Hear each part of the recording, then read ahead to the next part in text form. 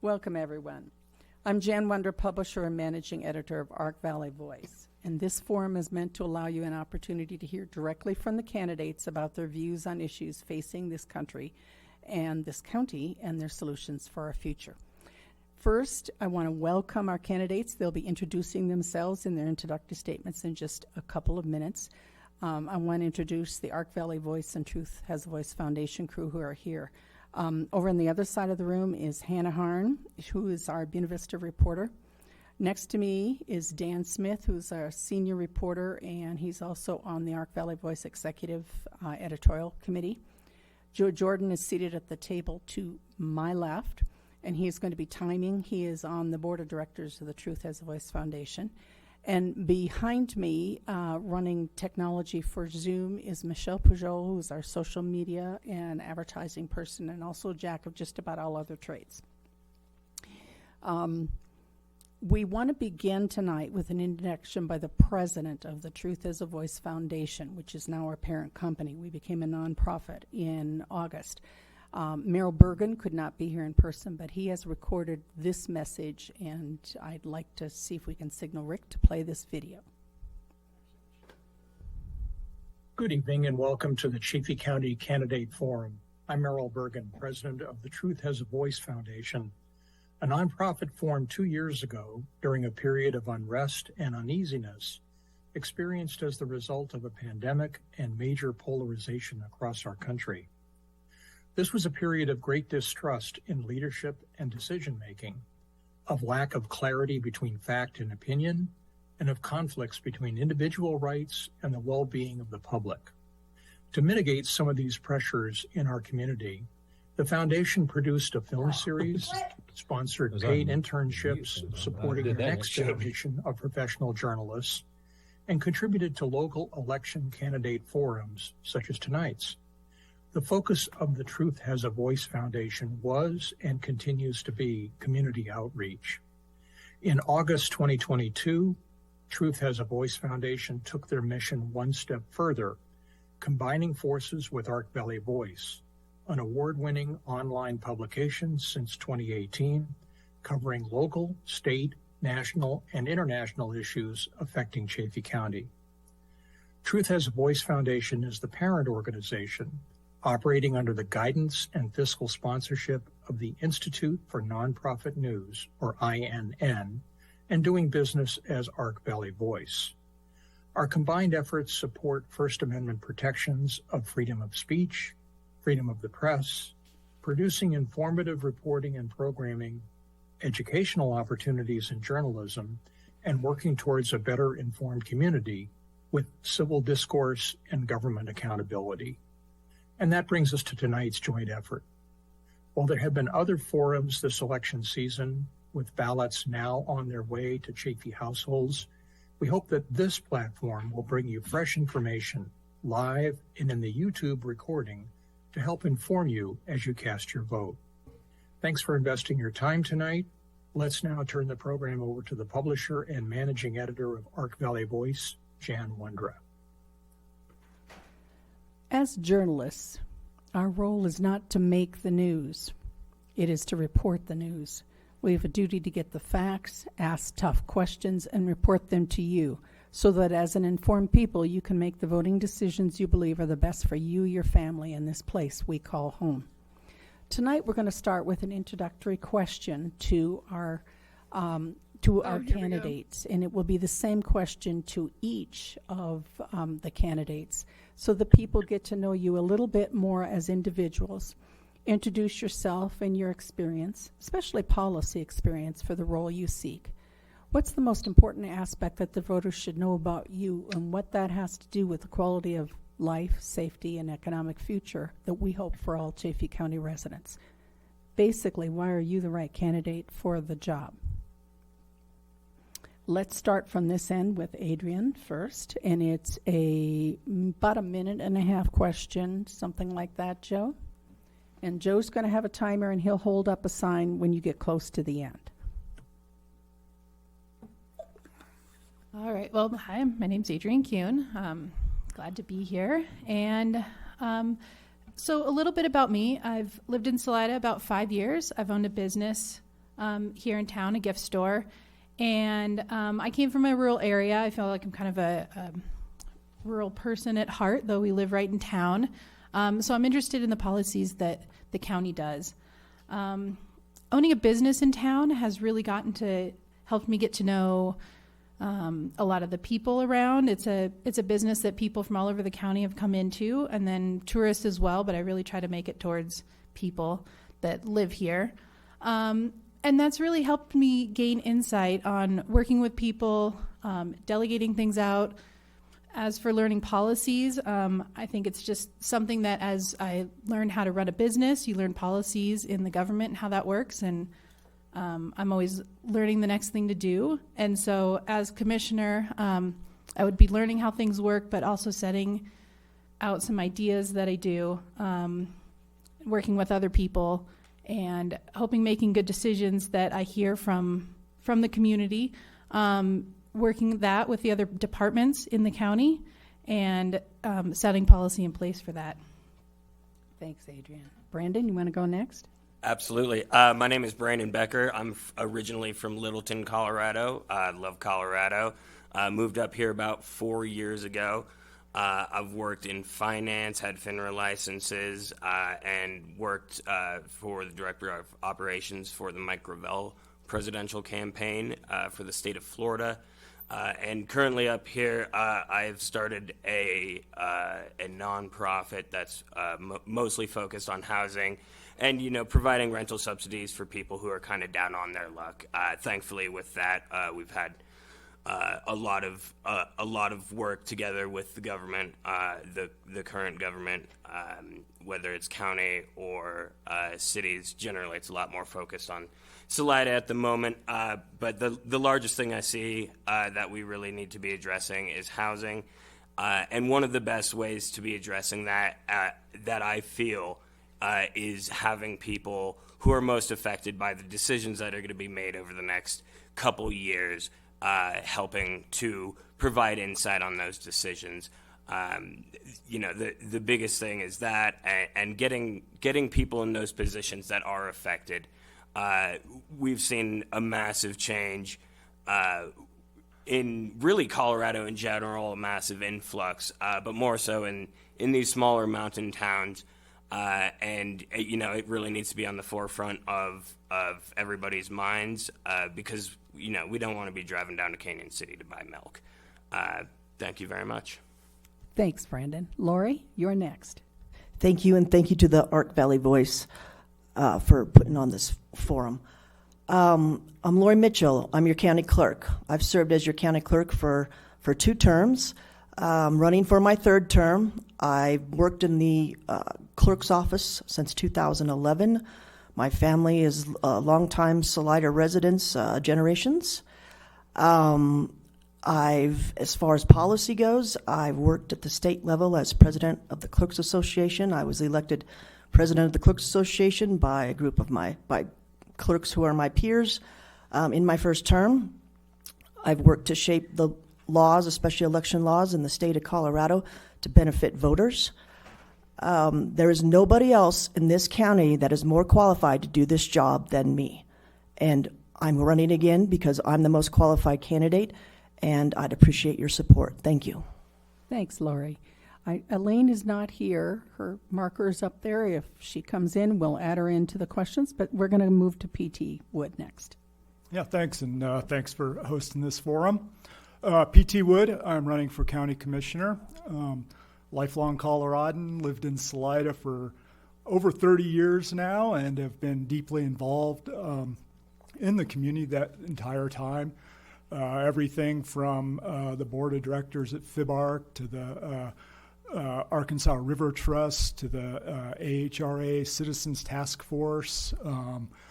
I've been I was on Salida Planning Commission for 10 years, chair of that for 6. I was on the Salida, Chaffee County, and Chaffee County Regional Planning Commission, which oversaw the 3-mile area of influence around Salida, for the 3 years that was actually up and working, and I was chair of that commission.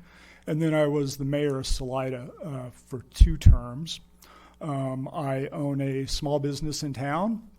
I've been deeply involved in that industry. It's a distillery. I'm on the national board of directors. I've been vice president of that organization twice. I was president of the Colorado Distillers Guild.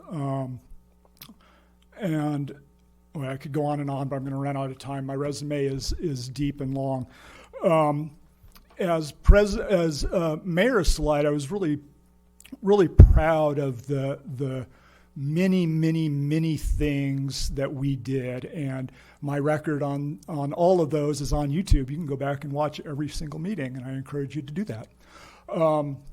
One of the things I'm most proud of time's up. I keep, jeez. Again. We'll let you include it. We definitely will. The next question is kind of a homework question, folks. We want to see if maybe you guys did a little bit of your homework before showing up, and Dan is going to be asking that question. Greetings, everybody. Welcome. And yeah, you stole my line. I was going to say this is a homework question. We offered a poll to the public, asking them to identify which issues were most important to them. Not a big sample. It's not scientifically, statistically, complex, but it does provide some trend directions related to your concerns. Which of these 9 issues, are we going to put that question up? I'm hoping Rick will put up the poll on the screen. It's right on arkvalleyvoice.com, the upper right corner, but there was a screenshot that we did of it. Not available. Okay, it's not available. So it truly is a really homework question. So now. we'll move down 1 to Brandon and start there so we don't pick on Adrian the first time of it. Brandon, are you familiar with this poll and which issues are most important to you? I'm not, but what I've usually seen for There it is. really all the polls in at least Salida and the greater Chaffey County area, most concerning has usually been housing. And I see a second right there. Pardon? All right. No, they don't need that log. Lori? What's the first thing say? I can't read it. The glare on Adopt sustainable policies to protect our natural resources from the impacts of overuse and or exploitation, countering the growing impacts of drought, wildfire, and climate change. Not my circus, not my monkey. I think I'll pass. Thank you. You can.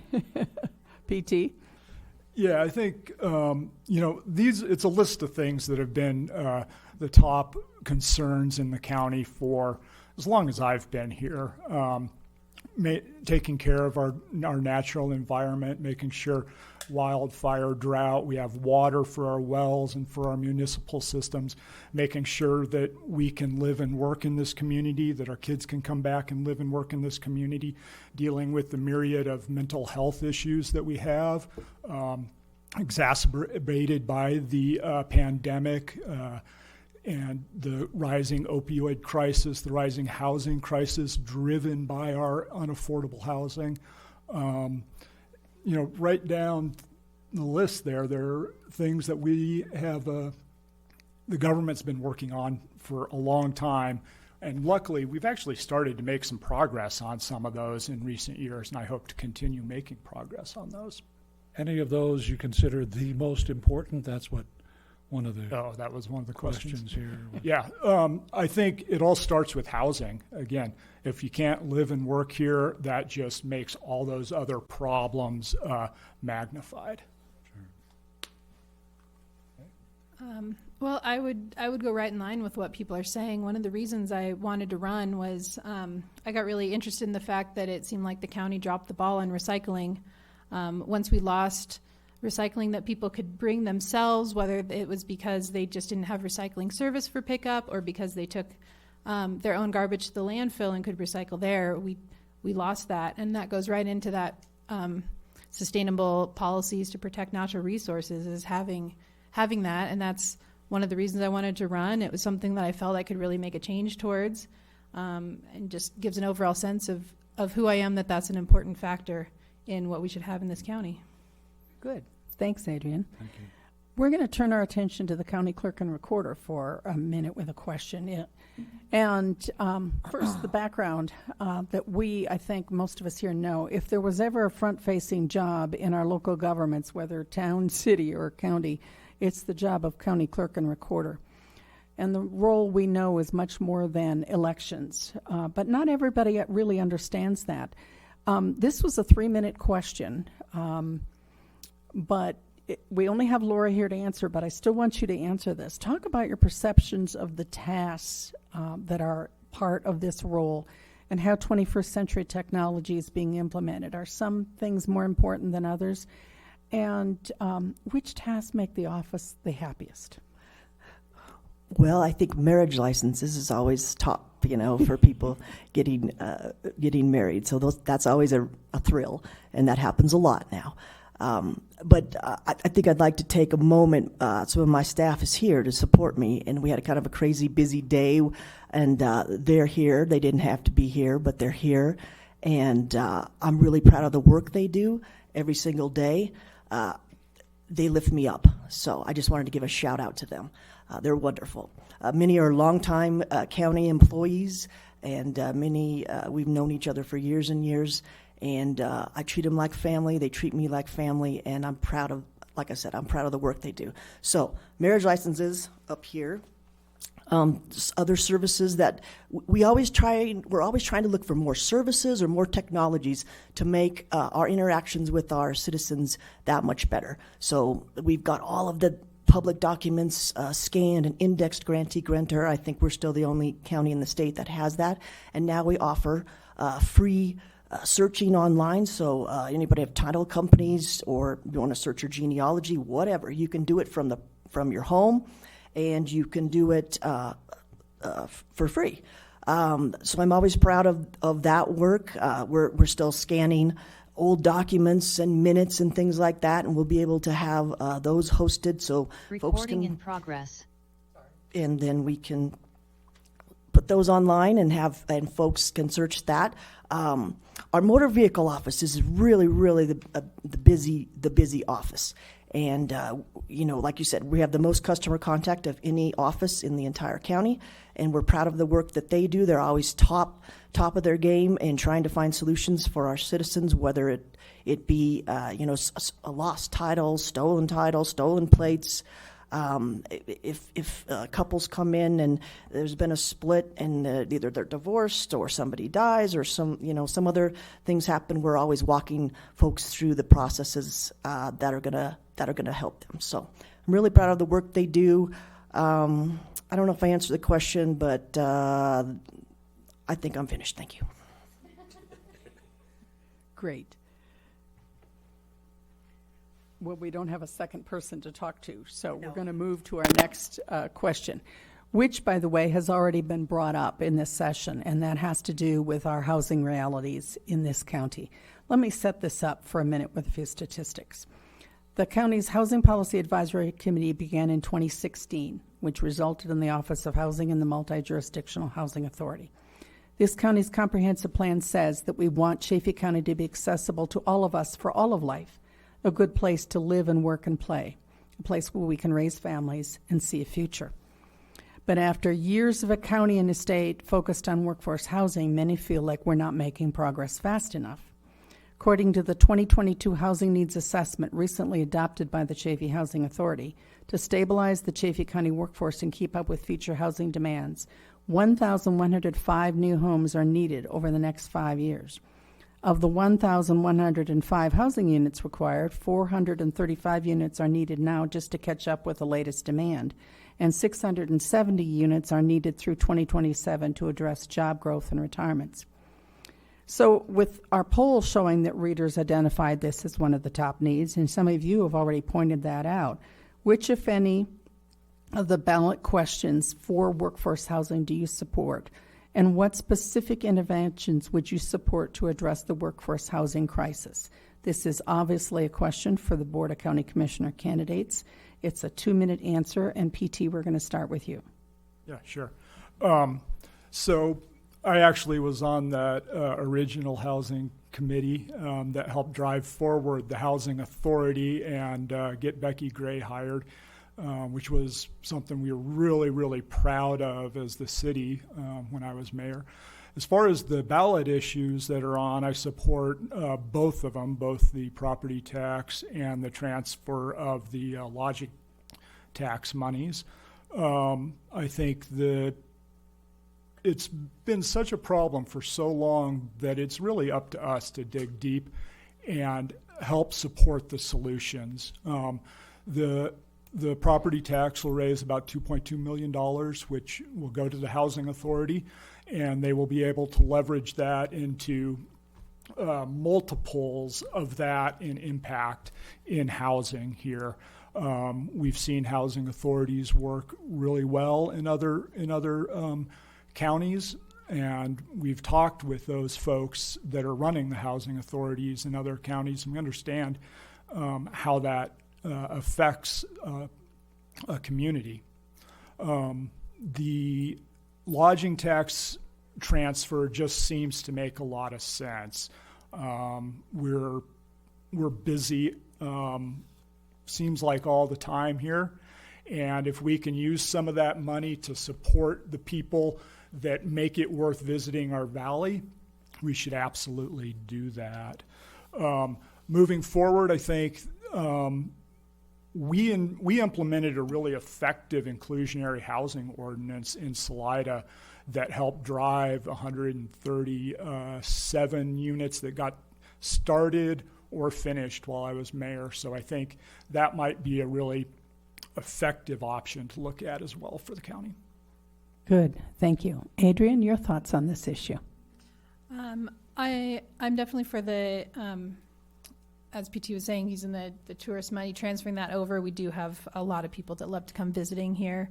And it seems like it's only fair that they could help support that because it's, because they come and visit and love it here is why it's one of the reasons our housing has become so much higher in cost. As for the property tax, I have my reservations on that. I don't feel it's the best way to go about it. I've met with Becky Gray. I really like the Housing Authority and what they're doing. I think there's great intentions there.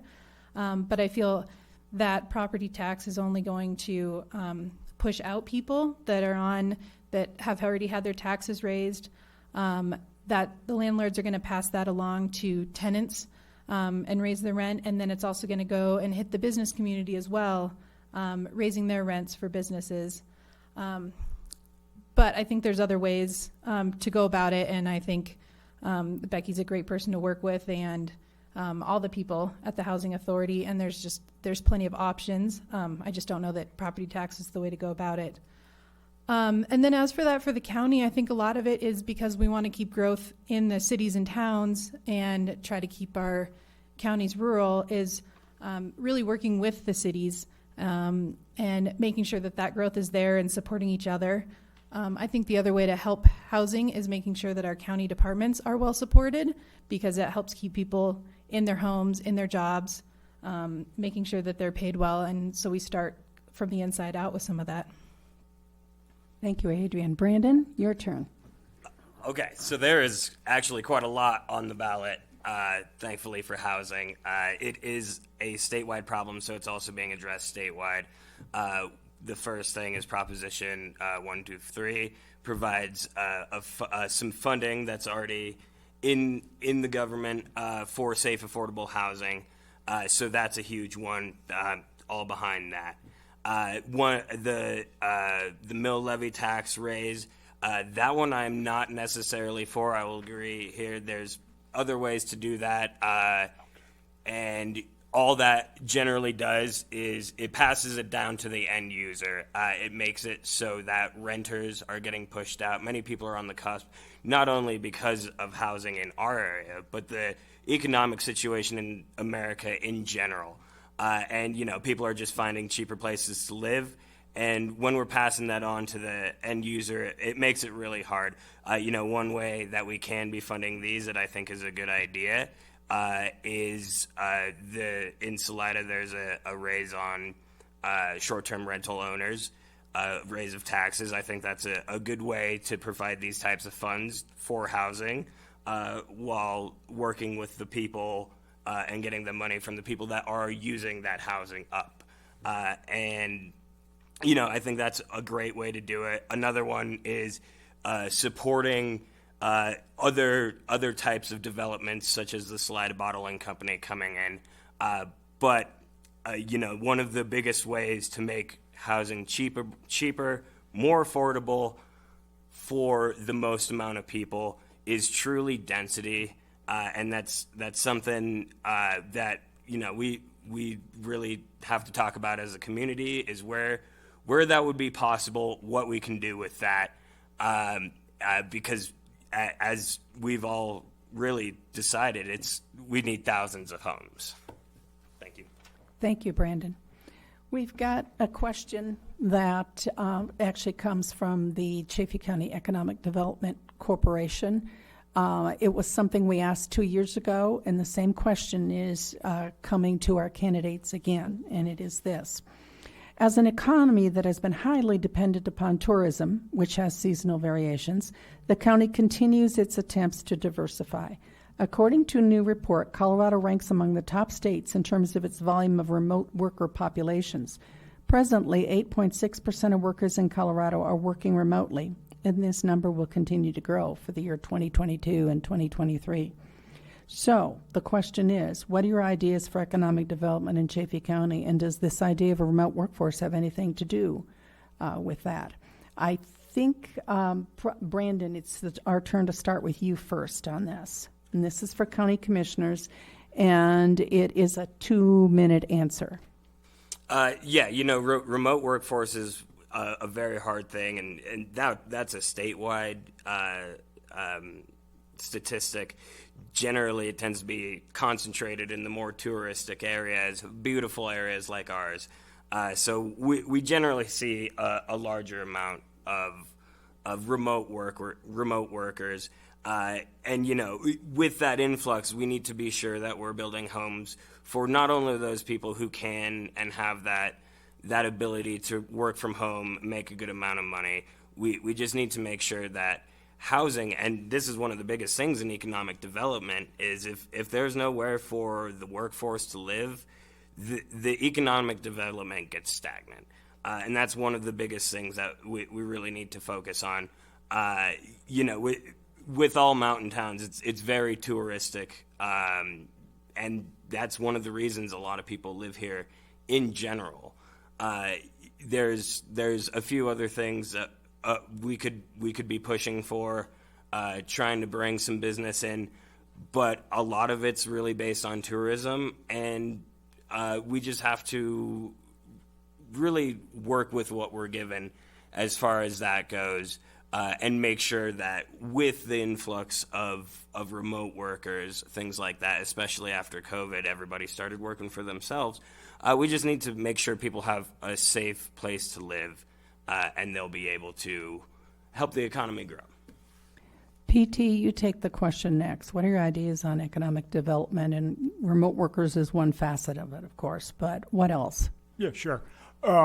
So it starts with homegrown entrepreneurs. We have a ton of really smart people doing really amazing things in our valley, from our brewers and our distillers to folks like Katabatic that are making super lightweight backpacking gear.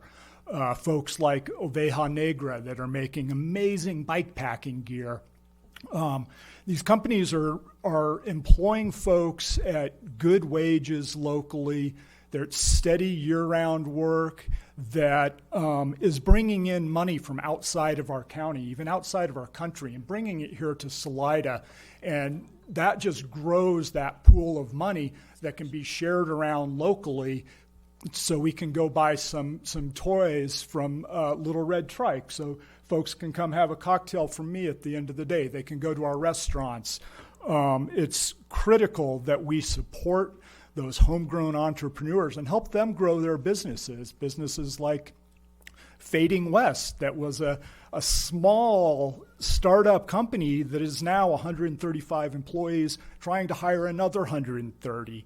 growing those local businesses. And the home workers are an integral part of everything we do here. They're, again, bringing outside money into our community, and they tend to have more flexible schedules. So they're at the coffee shops, supporting those local businesses while they're working. And then they also tend to be highly educated folks, bringing a lot of really good ideas and deep career backgrounds into our county, mentoring our youth, working with CMC, doing all these things that just make our valley better.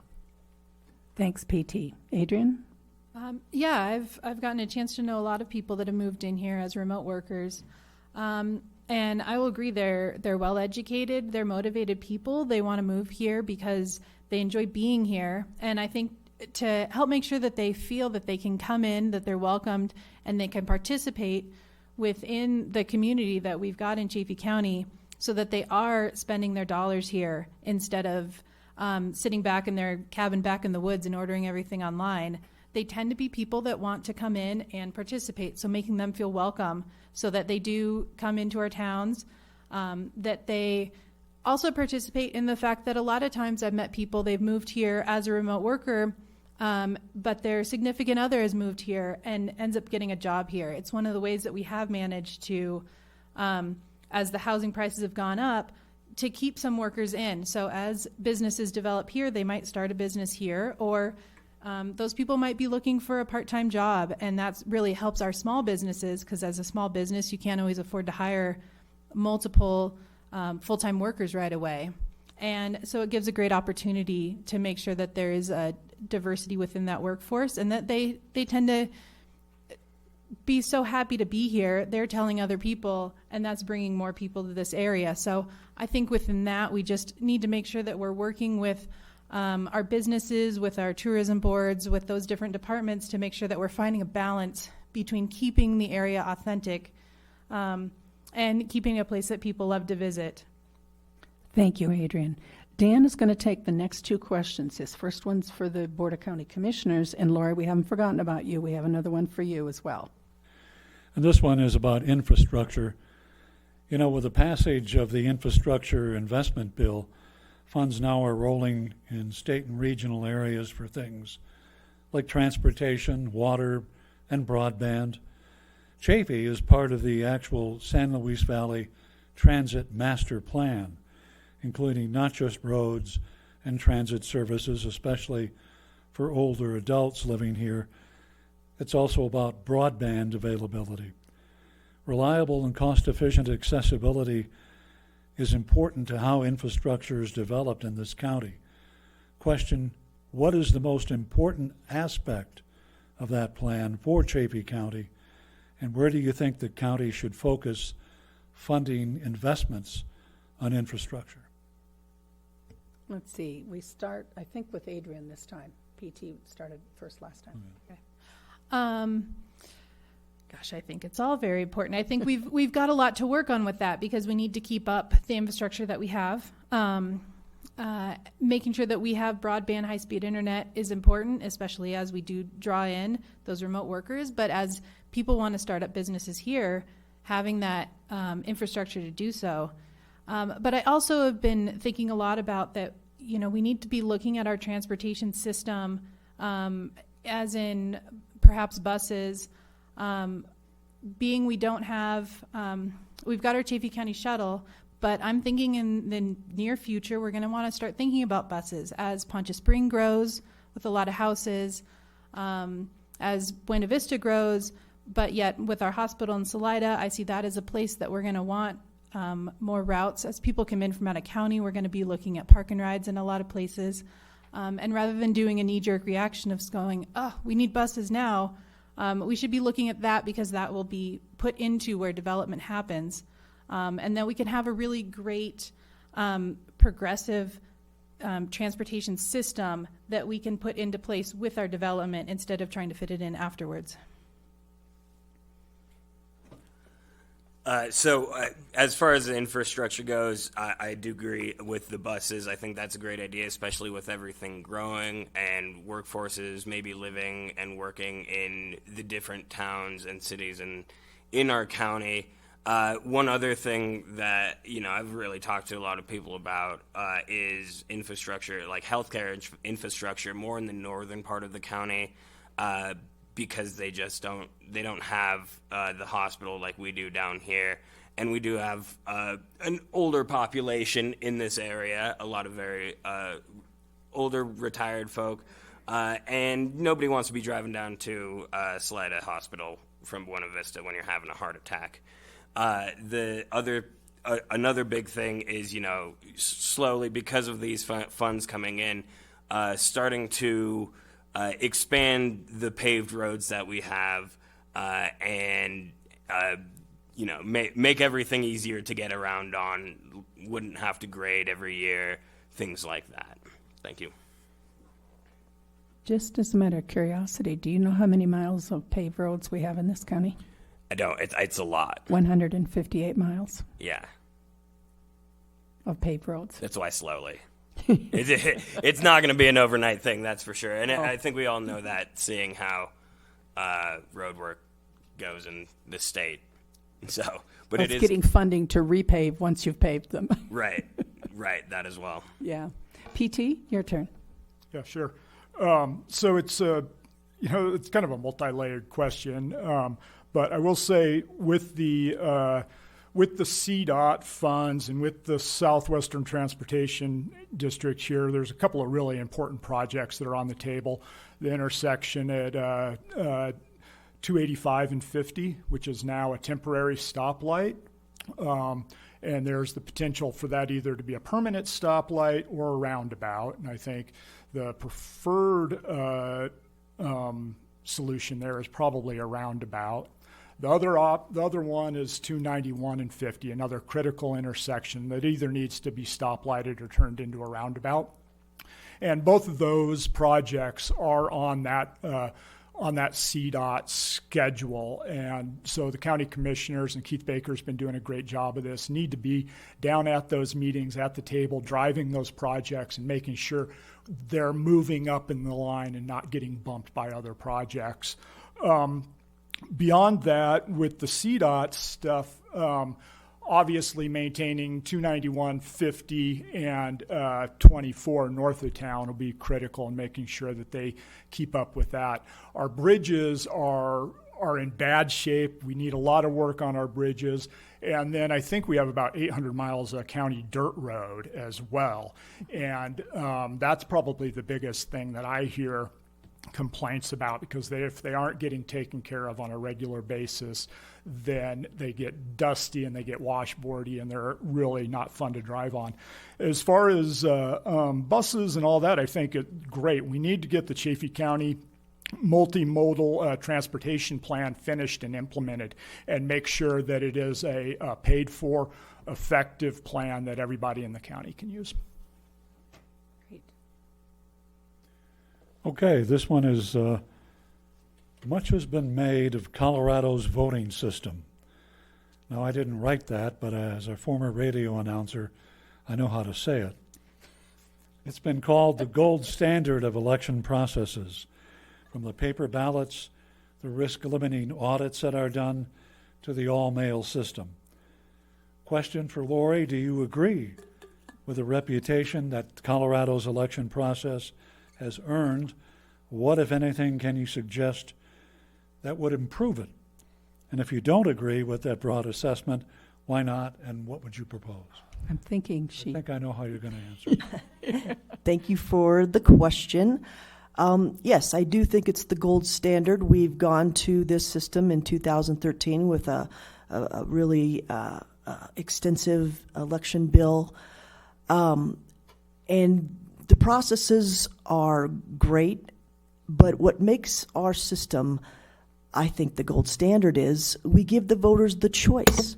We're not just a mail ballot state. We're a hybrid state. You can vote your mail ballot, or you can just come to the polls and vote like you used to at a precinct polling place. You can sign a signature card and we'll hand you a flat paper ballot, and then you can vote that ballot. That's really what sets us apart. Is we're giving, this is a very voter-centric system. We're giving the voters a choice. They don't have to vote their mail ballot. They can vote in person.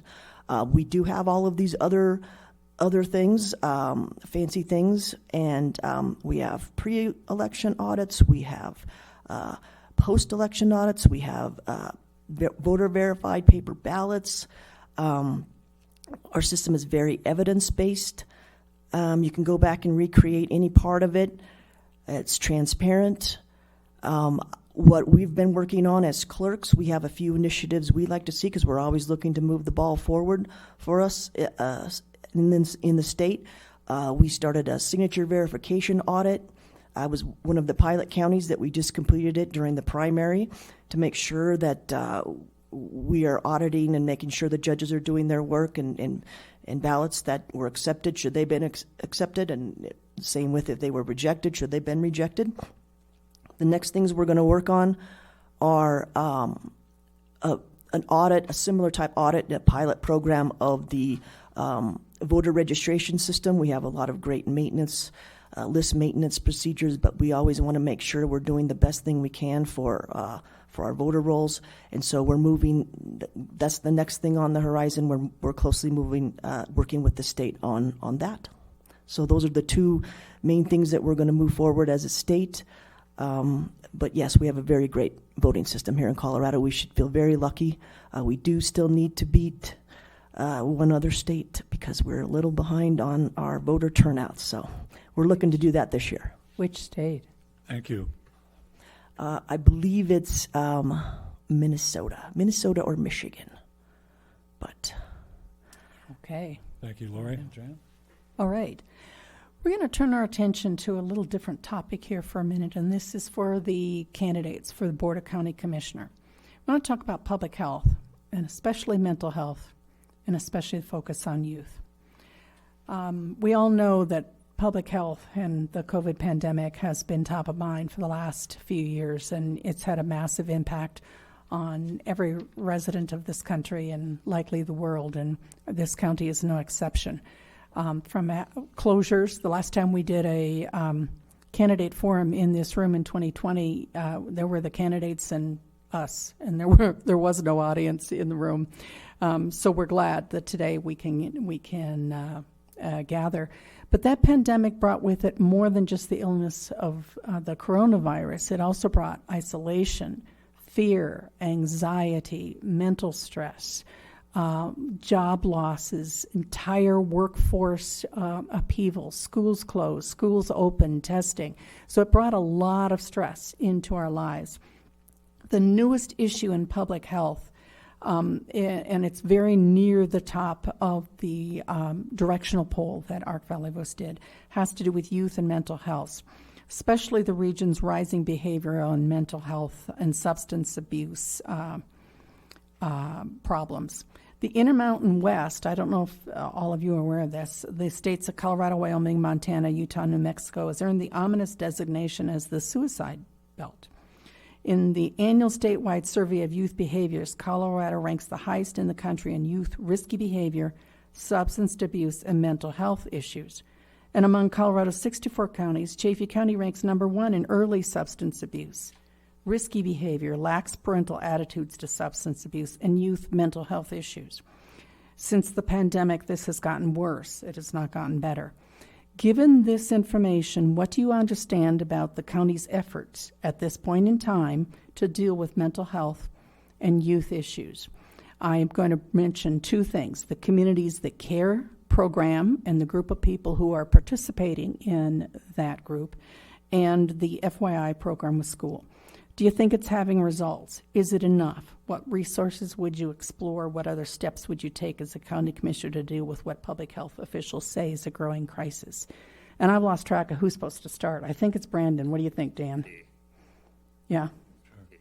It's what? I don't think we ever I started. have PT? I have no idea. I'm happy to. Take it. Absolutely. Take it. Go ahead. Run with it. All right. Yeah, obviously mental health has, the issues have been magnified through the pandemic. Isolation, worry, fear, all those things pile on. So we've been we've struggled with that here, and it shows in the statistics, although we've also been lucky in that we do have a robust system through FYI to bring in those kids that are out breaking the law or causing trouble or whatever, and give them resources that help turn them around. We've been lucky to have a great youth advisory board at the high school that is more of a peer-to-peer network, going out and helping their peers to do better and to help them find the resources they need. We were getting bi-monthly or quarterly reports from them on city council, and it seemed like things were getting good. They had some rough spells, but I think it's getting a little bit better now, and I know Justin Critelli was deeply involved in that. He had a lot of interest in it. But the Health and Human Services here is a great group of folks that do a lot of good work, continuing to make sure that budget is fully filled in, making sure that Andrea has all the resources she needs is super important, and then supporting those more volunteer groups that are out in the community doing good work. Thank you, PT. Adrian? This one is an important topic to me. I have a 20-year-old, and she's almost 21, and we're pretty open about talking about where mental health is at, what her friends are going through, how things have been with her, and how she interacts with other adults in situations and her peers. I also have 2 kids in elementary school, and know a lot of the kids in town, and then I hire high schoolers for the weekends, and I'm pretty open and talk with them and ask them a lot of questions about how they're doing in school, how their friends are doing. And one thing I can see is one of the things that there seems to be never enough of is counselors for people to talk to. It's not so much a stigma anymore for younger folks to be able to say that they're having a mentally hard time dealing with stuff, and they just want to be able to talk to people. So finding and hiring more people for them to talk to and have accessibility for that is really important. I think our Health and Human Services do a good job, but if we can support them more, and I'm always happy to listen to what their ideas within that field. Keeping our kids busy is always a great way to help out, and I think in this county we're pretty good about keeping them busy. We've got great programs like Boys and Girls Club. We've got good sports at school. We've got good activities. But making sure the kids feel that they can be involved and stay busy is always a great way. And then making sure that as they get older and they're not kids anymore, that we've got enough mental health services, because you can struggle throughout any point in your life, and that can have repercussions on everyone around you, your family, your jobs. And I would love to see some more services in the north part of the county so people don't have to drive as far. But I think we just need more of it, and I'd love to support being able to get more counseling services. Thanks, Adrian. Brendan? Yeah, I'm all for. I think they're doing a good job, and always supporting it, especially with COVID. It kind of did a toll on a lot of people, and many people are still recovering from that. You see suicide spiking, drug addiction, things like that. So having centers for those people to go, or for somewhere to go, maybe if they're not making the best decisions, one of the biggest things if someone's having a crisis. So funding and having those, especially having one on the north side of the county, wrapping into that child care. All of these types of things are really important. And as these guys were saying, the biggest thing is having counselors in those schools, and enough, because that's going to be their main point of contact. That's where a lot of these kids are spending their whole days, but we can't just leave them out of it. There's there's areas in this in this county that even walking around, as nice of a beautiful county as it is, you can see, really like rampant drug use on people, and providing the most amount of help for anybody in a crisis is going to be where we need to be directing that funding, that and counselors in schools, that direct point of contact. Thank you. Thanks, Brandon. To put a little plug in for the Communities That Care group, which is made up of not just organizations that work with youth in this county, but there are volunteers, and it's a good volunteer role for people.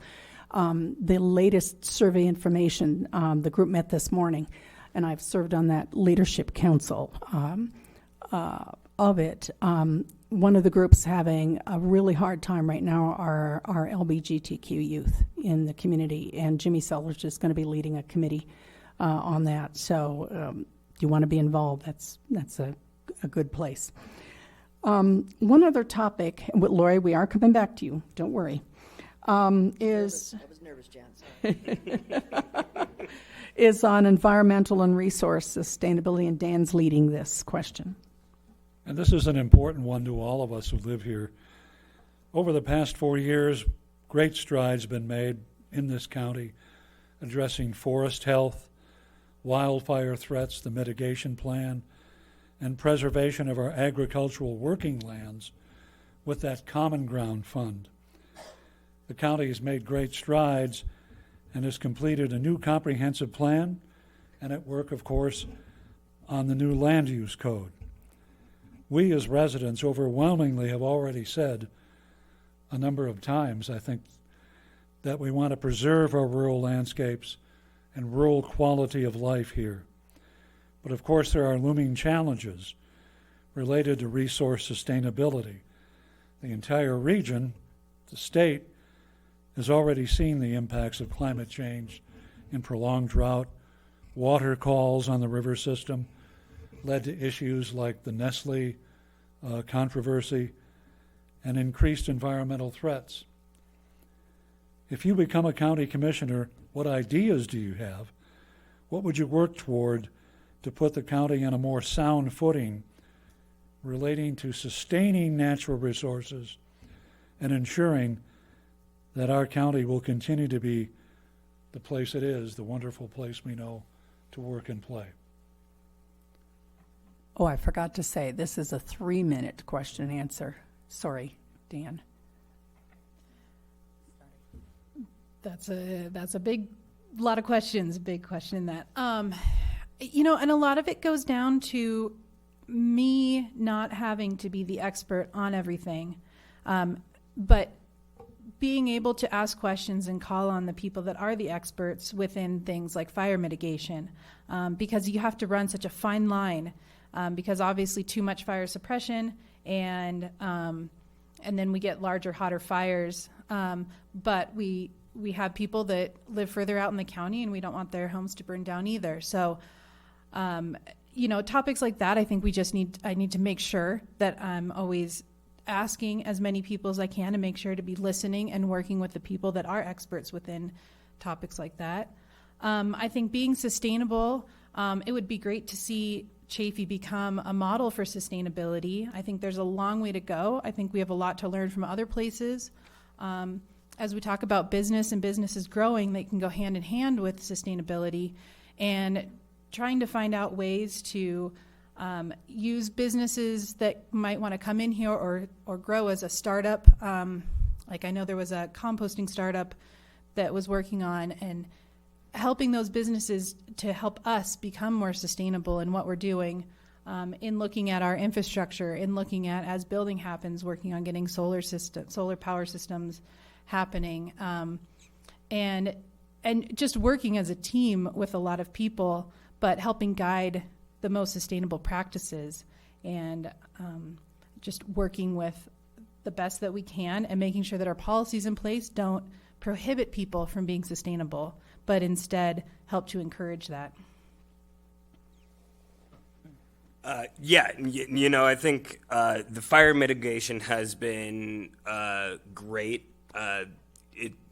We had a pretty devastating fire in this area a couple years back, and really before that and since then, we've been working very hard, and that one thing I'll praise the government for is they've been working very hard to, make sure that doesn't happen again, or if it does, it can be well contained, and that's great. I think as far as sustainability goes, we really need to be helping businesses and letting them come in, whether it be recycling.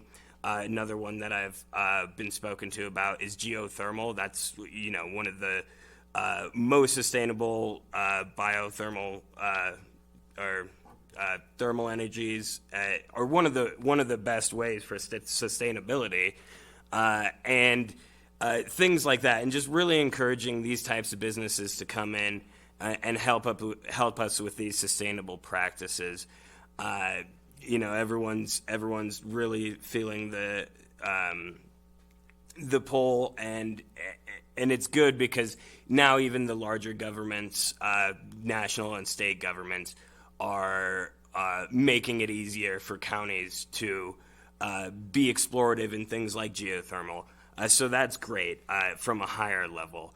As far as sustainability of environmental goes, I think one of the biggest things is enforcement. We do have laws on the books that do protect these environments. Littering's illegal, burning fires in these areas when there's fire bans and could burn down significant portions they're illegal. And we need to be working with the Bureau of Land Management, the National Forest Service, and even local people to make sure that enforcement is really on the forefront, and that's really the greatest way to protect these things, is enforcing the laws that we have and making sure people aren't violating them. And ways to pay for that is the fines for violating those types of things. You leave a campground trashed, it's pretty detrimental to the environment. Thank you. Yeah. So it's a really broad question that covers about 200 miles of territory there, but there's a couple of really important pieces there that I think we can focus on, and then if I don't run out of 3 minutes, I'll go into some other stuff. It really starts with water in our county. Making sure that new subdivisions can prove their water, making sure that when we go out and work with our ranchers and our farmers on their making sure that they're staying ranches and farms in those open areas are staying open, that we help them keep their water on their land. Oftentimes, if you're a farmer or a rancher, you have two things that are valuable: land and water, right? And the county can definitely help incentivize those guys continuing to work in the ag business by making them have other monetizing opportunities, be it weddings or a festival or camping, whatever that is. Helping those families stay on those properties is super critical. And then beyond that, making sure that we continue working with the Upper Arkansas Water District to maximize water coming into our valley, making sure we're getting all of that transbasin flow through here, making sure that our water stays in our valley and isn't being sold off to Pueblo or Aurora. I saw that they were talking about Aurora and their water crisis right now. Well, guess where they get their water? They get it right out of our valley. Beyond that, the getting the waste diversion plan implemented is a huge part of sustainability. That includes building a materials recovery facility so that we can actually start taking recycling back in again, sorting that recycling and putting it back out to markets in a way that makes sense. Right now, we have to ship those materials to a MRF down on the Front Range or in Teller County in a dump truck, which gets 3 miles to the gallon. The the balance doesn't quite work out there, right? Another big piece of that is mulching and compost. Right now, 30 to 40% of the waste that goes into our landfill is green waste that could either be mulched or compost. And the bad thing about that is when it goes into our landfill, it starts to produce methane. And our landfill is one of the larger methane producers in the county. Beyond that, we can work on source reduction, so making sure the garbage never even gets into that cycle and fills up our landfill. Reusing the materials. I'm sorry. Finish your sentence. It's okay. It's a big topic.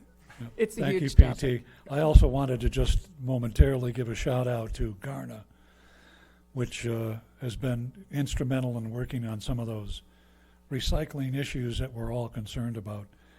Now back to democracy and the role of the county clerk's office. Jan? Yes. So they're all serious topics, guys, not just this one. But here we go. Lori, in the last few years, if they have shown us anything, it's that democracy is fragile, yet resilient. This cornerstone of our existence depends upon our faith in government and honest people doing the right thing. And we're lucky that they have. The election system depends upon each county, which means we don't have one national election. We have 3,143 counties and county equivalents in the 50 states and the District of Columbia.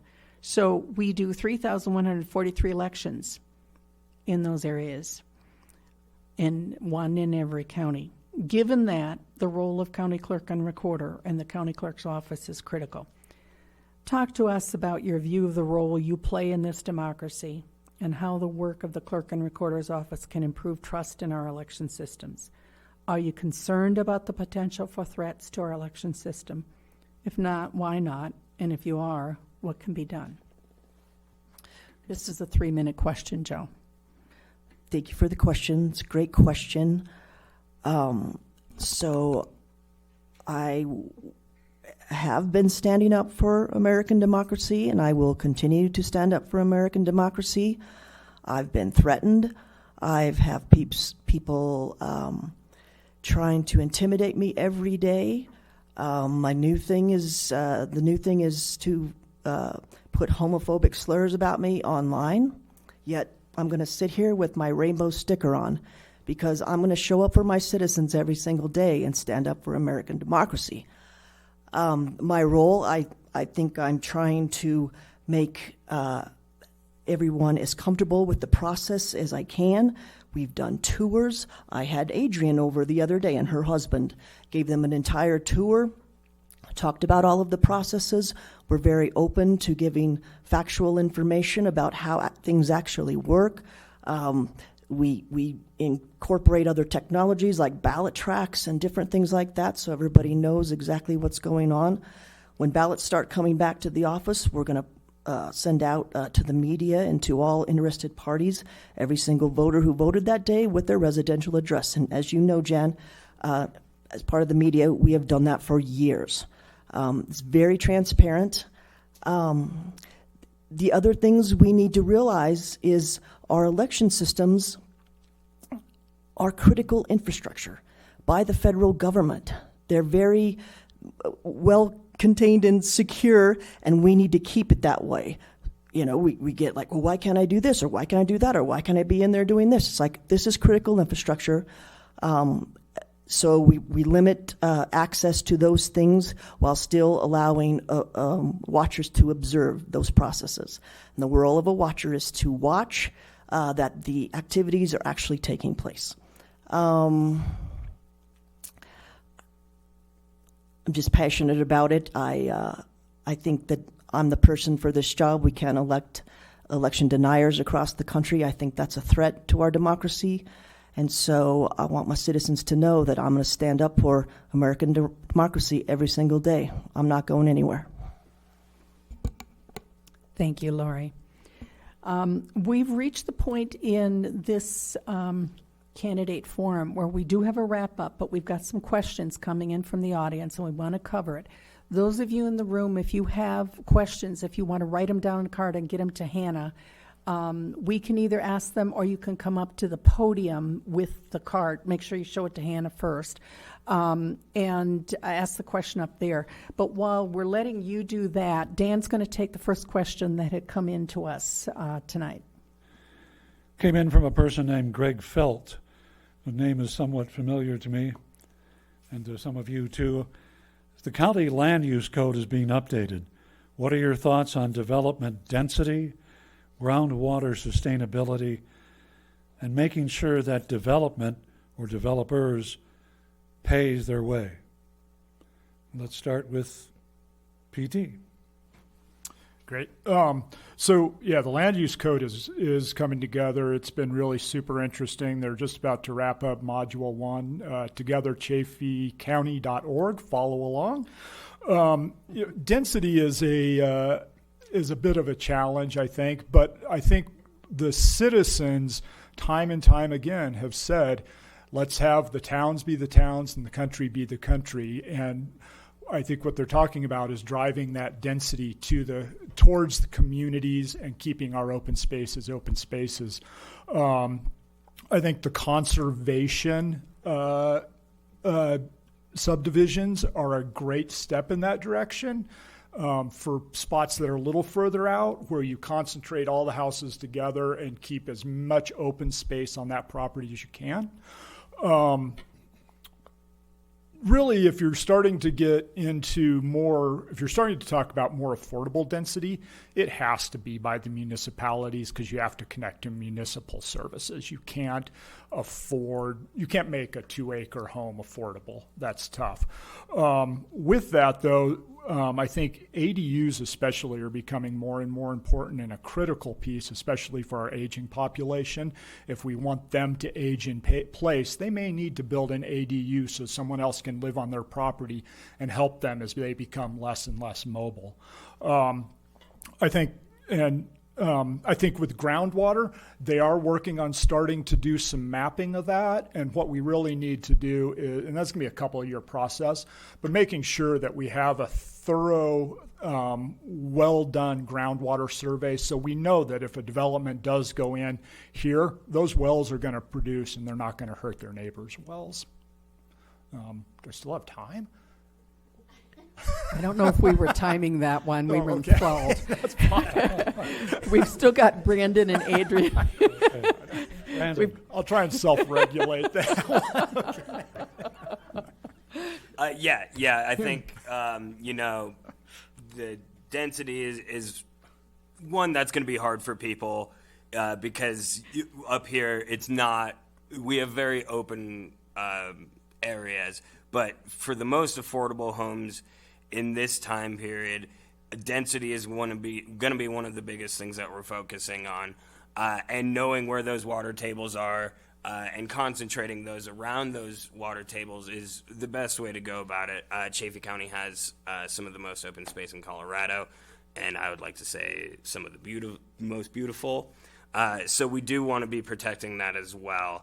And that's absolutely the biggest thing is, keeping that balance between our environment, the reason that we all live here and moved up here originally, but allowing developers to come in, and that's another one that's a huge balancing act. Is we do want to make sure that developers are coming in and paying their way, but they can't be overpaying to the point that they would just rather develop somewhere else, would make more money somewhere else.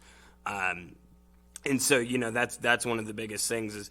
We have to make sure we're really working with them and they want to keep building here and they love building here. Because as we've gone over this evening, I mean, we need over 1,000 homes.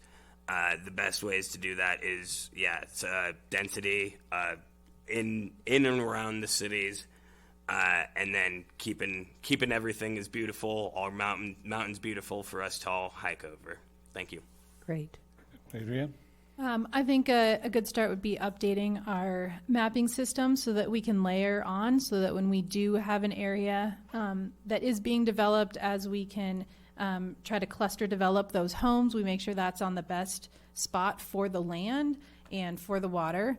As PT was saying, that we make sure we put our wells in the right spot. By cluster developing those areas, we're also conserving our water and the land itself, and having a group septic and well system. It costs a little more than individuals doing it, but the cost is more efficient when done as a group.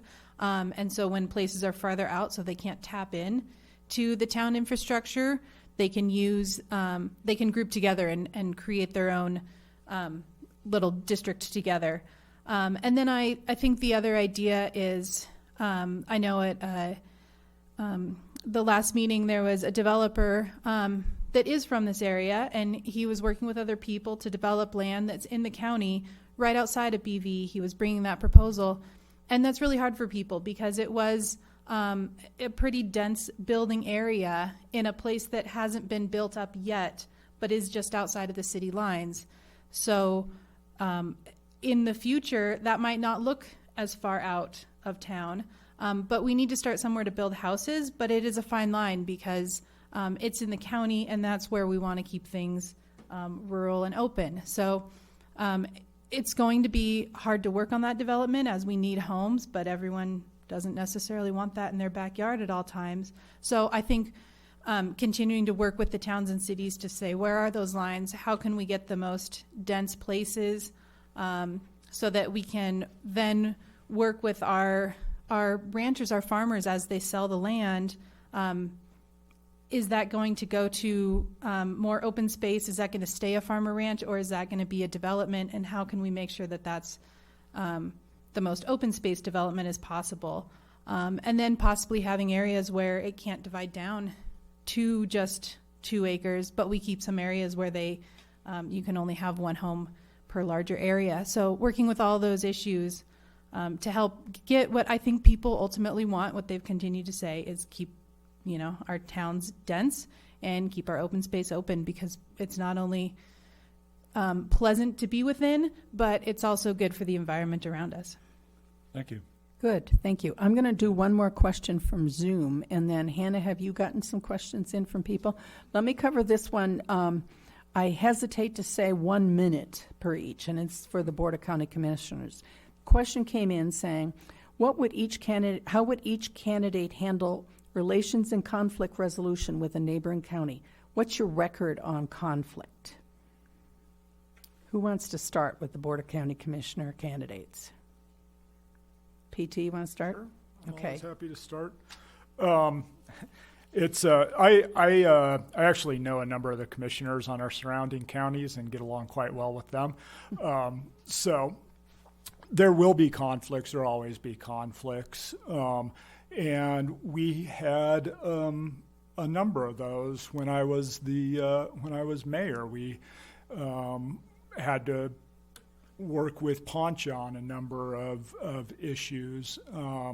We had some conflict with the county on some issues, and we were able to just sit down and you have a conversation based on the facts, not on emotion, and you come to compromise. And I've been doing that, I think, really, really well in local government for 15 years now, and I think my record speaks for itself.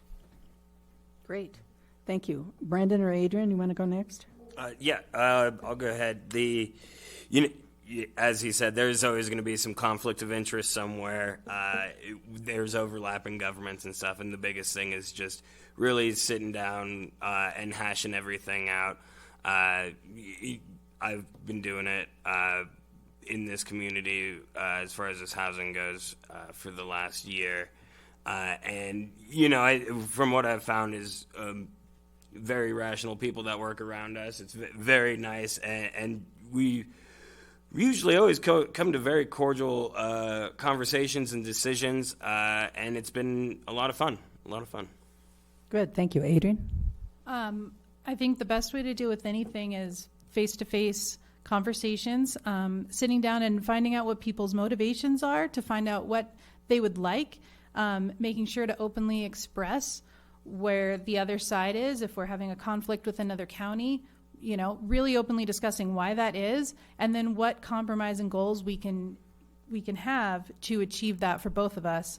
I think there's always going to be things come up because people want different things.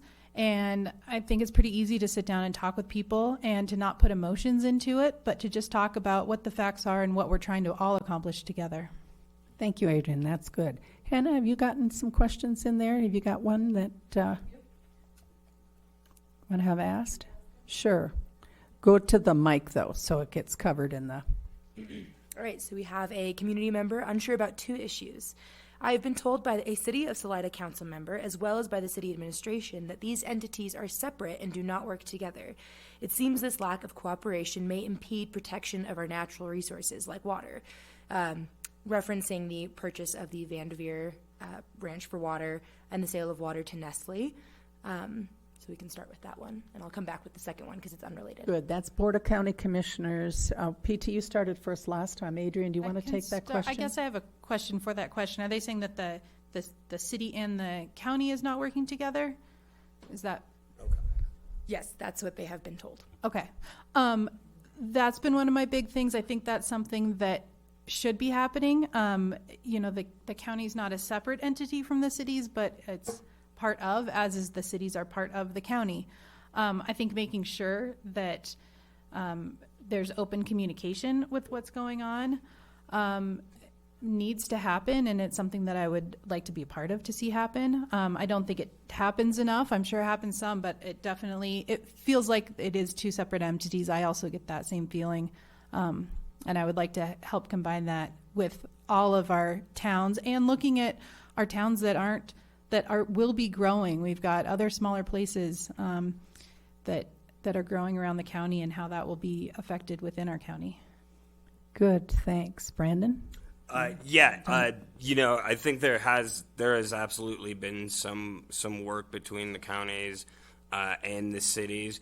You know, more is always good, especially when it comes to, you know, conserving those water rights that we have, or things like waste removal, and things like that. So, you know, one of the best things that the county can be doing with the cities is really working together on those surrounding lands around the county or around the cities, because that's likely where the most development is going to be taking place. So we'll have to be on top of that. The biggest reason that's where the most development is going to be taking place is because it's the most feasible as far as tapping into the waste removal of the water, and actually getting easy access towards the town's infrastructures. Thank you. Thank you. PT? Yeah, I would say that the municipalities and the county actually work really well together. We worked really closely with the county through the Decker fire, and then COVID hit, and the county convened the community roundtable, which included the municipalities, the schools, the Forest Service, the BLM, the prison, Health and Human Services, County Health, And Ark Valley Voice. Ark Valley Voice. It was a broad swath coming together to have conversations, and those conversations are ongoing. Beyond that, they get together 5 times a year, sit down for a conversation with all municipalities in the county. I've worked really closely with all the other municipalities in the county. I've worked closely with the commissioners. This is happening, and I'm ready to continue that tradition of close cooperation. Thank you. Is there another one from the question from the audience here, and then Dan's got one, then we're going to go into a wrap-up All right. question. I am disappointed the housing crisis continues. Riverbend, built in 1995, is wonderful. Vanderveer had a solid proposal in 2016 with Belmont and Lowry for 60 affordable housing units. This fell through for questionable reasons. Why aren't we considering a similar housing project on Vanderveer now? And what does this property cost the taxpayers? Well, one question. The Vanderveer is city land, and this is candidates for county commissioner. So that one we could direct to the city and the city council and mayor for, but that's probably not exactly right for this group. But county commissioners are dealing with other development proposals around here. There's the Alpine West project right on the edge of Buena Vista, would be 165 units, including 60 or 70 regular housing units, a lot of AMI protected housing units, and a plus 80, allowing ADUs along with it. So there are some other projects that are going on here. So that one will redirect if that's okay. Dan has one here, and before I have Dan ask the question, we have some similar questions that have come in from in on Zoom. Every single question being asked here tonight, if it's not answered during the forum, we will be getting to the candidates for their written answers, and we will be publishing the results of those answers. So all questions will be handled. So Dan, you've got a big one that came in. And it's a good one because it involves a lot of our cohort. Seniors. It says seniors in our community don't have many resources once they start needing help. There has been discussions over the years about bringing in an assisted living facility, but they keep falling through. What are your thoughts on how to bring seniors and an assisted living facility into our community? In all honesty, I completely agree with that statement, and I'm not sure how to do that because that's a problem that we're having around the state and around the country, is having enough assisted living happen. I think making sure that we have resources as long-term as possible for people before they need to get to assisted living. The idea about, I guess, working more with the cities, but some in the county for ADUs so that people can live near people that can help them and they can continue to live on their own as much as possible. I see seniors needing programs and help because they're getting priced out of their rentals. I know one that moved this last week because she'd been here 13 years. She really couldn't work anymore and she was priced out by her landlord. So I see the need for that. I'm not exactly sure how to fix that. It's something that I'd like to continue talking with people about and figuring out what we can do because it's a state countrywide problem as well as in this county. Thank you. Great, Brandon. Yeah, that is a really tough one, and it's going to be for quite some time. We do have the largest generation is moving into retirement at this moment, and there's really not a lot of people in younger generations to even care for that. It's not even a country problem. It's really a world problem. Just kind of how the cards fell as far as the size of generations go. But, as far as the county is concerned, I think having assisted living, and especially having assisted living, up more in the north end of the county so that people don't have to be moving down to, Denver, Colorado Springs, and they can stay in these areas that they may have, lived for 80, 90 plus years and stay there, not have to be relocating. That goes back into just having that health care on the north end of the county and also having assisted living there. Okay. And Lori, we agree that we want to hear your viewpoint on this too. Okay, then here it goes. I do think that we need some other assisted living facilities. I know from our recording office we've had people researching where to do that, and usually is out in the county. So I know the commissioners will I'm sure help with that decision. For me, I lost both of my parents within a month of each other in 2018, and I wasn't able to have them move in with me, but now me and my wife have built a duplex and moved her folks in next to us, so I know how important it is having your loved ones around you, and I hope that there can be a solution so elderly folks can get some assistance and stay in the community that they love. Thank you. PT? Yeah, sure. It's a challenging question because they're incredibly expensive. I think the last one that they were proposing out in Poncha was coming in at something like $9,000 a month to live in or something along those lines, which is just prohibitive for anybody unless you're, super uber wealthy. So I think really that aging in place piece is going to be critical, that we support that through the land use code, making ADUs and multifamily type of structures available for folks if they want to stay on their land, stay at their house and live there and they need some help. Really beyond that, things that we can do is make sure that that modal transportation plan gets implemented so there is easy access for senior citizens to our healthcare facilities. And again, expanding that BV healthcare option. The county's in process of building the new ambulance center up there, and that's going to be a big help. Great. Thank you, Thank PT. The other questions that we've gotten questions about your work on local volunteer professional organization leadership, housing, the sustainability plan. I am going to bring that question up right now. And then we got one other question that I'm not sure if you or any of the people are here can answer it, but this is directed to PT and Lori, I guess. The Democratic primary ballot in Chaffee County only had one candidate for each position. How were these candidates selected for the ballot, and why were there more Democrats recruited by the party selection committee? I don't know if that's something you can answer, but you're Democrats, so. Well, I was the only Democrat that came forward, so. We went through a caucus process. Yeah. Okay. The other questions we will get written down. I don't know how many you have, Hannah. Are there some? You don't have any more? Okay.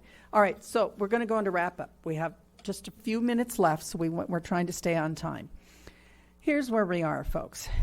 This country is based on two fundamental principles. As a democratic republic, we have the right to vote to elect those who govern us, and we live by the rule of law. Across this country, we have seen not just the deterioration of civil behavior toward those who disagree with others' worldviews, but the denigration of our constitutional institutions, and even before January 6, 2020, actual political violence. Here I want to put in the definition of political violence. It is anything that controls or changes who benefits from and participates in political, economic, and socio-cultural life. It's about who feels safe to participate. Political violence is aimed at political ends, and it includes threats, intimidation, and harassment.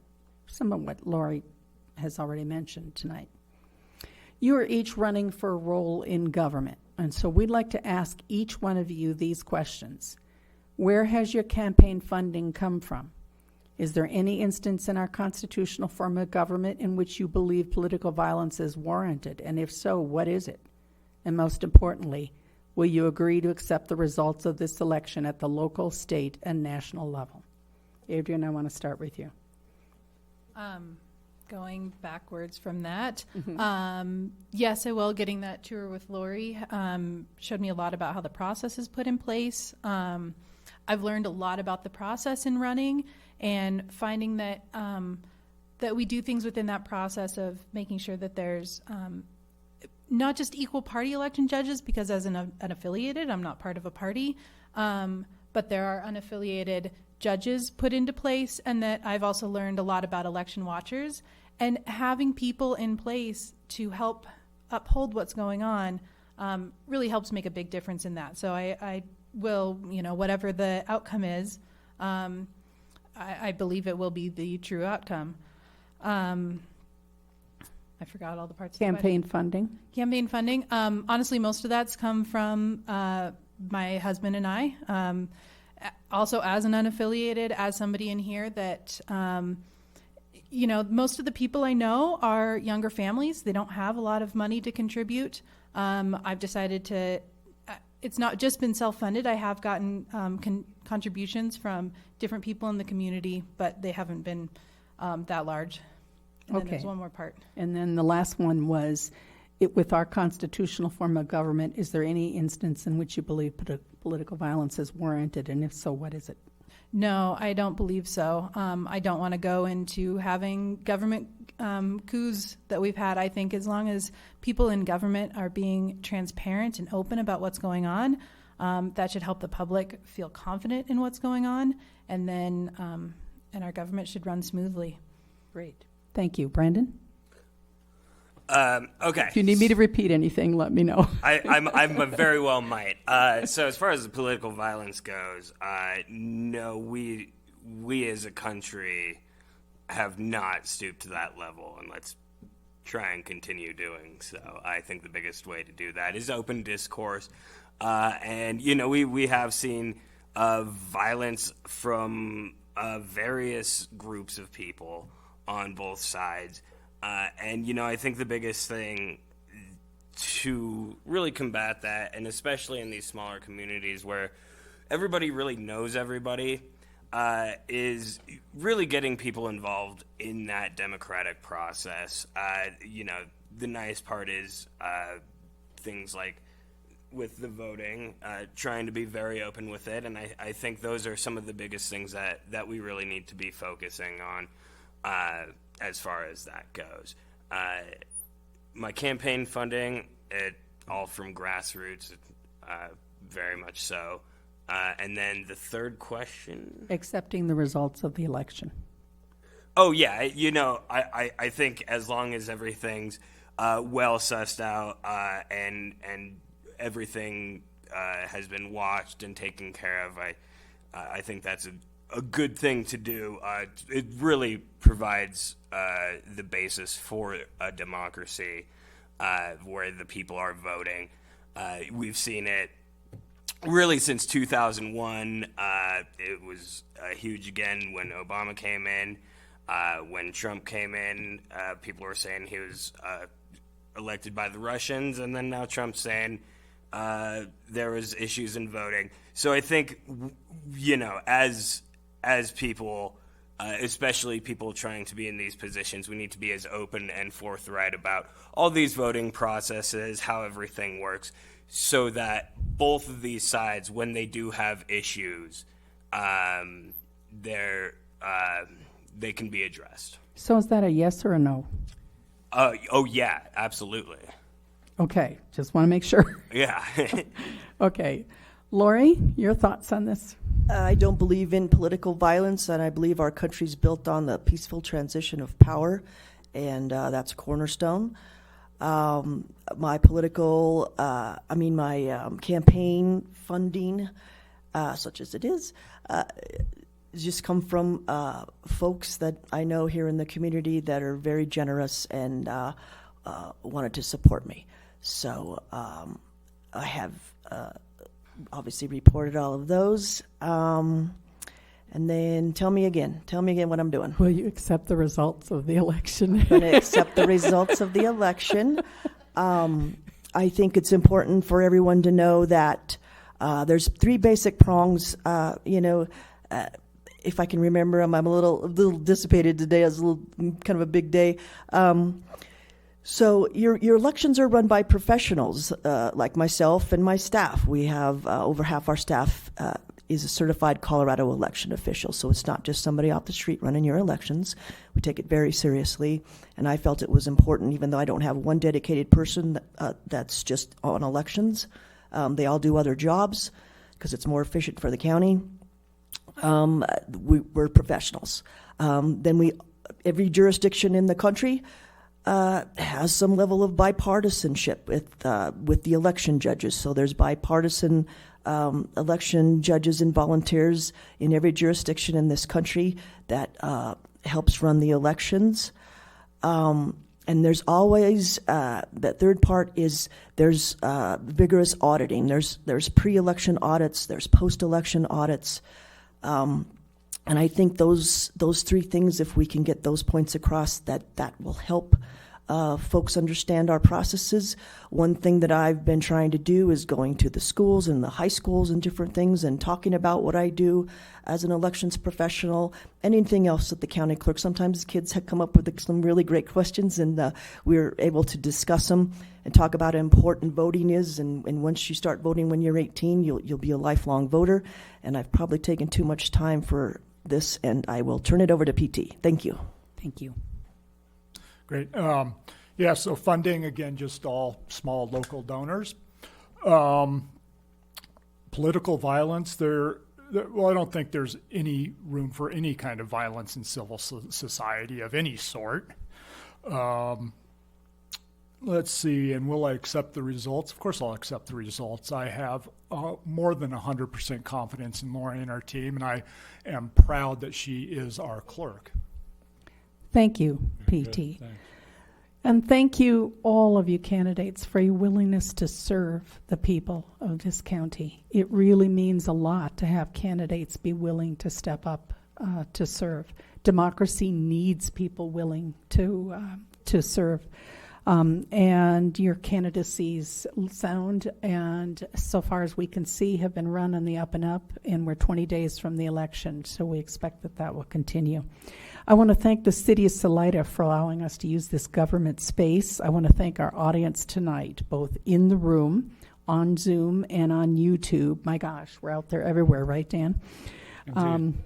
And all the other questions that were asked that are written down that we have not answered here, we will be getting to the candidates tomorrow. We'll give you a couple of days to answer on it, and then we will be publishing the answers to these questions, and we'll be getting the link for the YouTube up if there are people tonight who weren't able to hear the whole thing or who weren't able to listen in tonight, so that we'll get that out there. Thank you.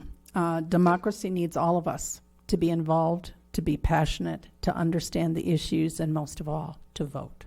Thanks and good night. Thank you all. Thank you.